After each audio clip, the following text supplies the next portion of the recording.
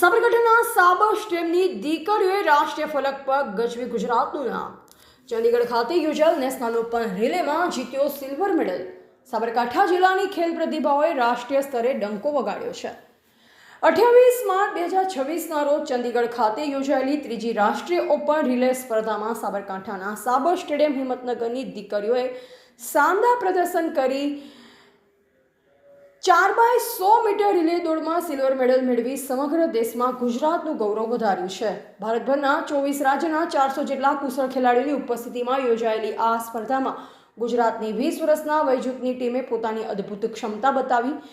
સાબર stadium હિંમતનગરની તાલીમાર્થી જરૂર જાગૃતિ, રામપ્રેમ લતાને વલ્લવી સુમિતા તેમજ DLSS બનાસકાંઠામાં તાલીમ મેળવતી ચૌધરી આશાએ મેદાનમાં ઉતરી માત્ર 49.60 સેકન્ડમાં જ સમયમાં દોડ પૂર્ણ કરી દ્વિતીય સ્થાન પ્રાપ્ત કર્યું. આ યુવા ખેલાડીઓએ પોતાની રમત પ્રત્યેની ધગશ અને સખત પરિશ્રમ થકી રાષ્ટ્રીય સ્તરના મેદાનમાં સિલ્વર મેડલ જીતી ગુજરાત અને સાબરકાંઠાના જિલ્લાનું નામ રોશન કર્યું છે.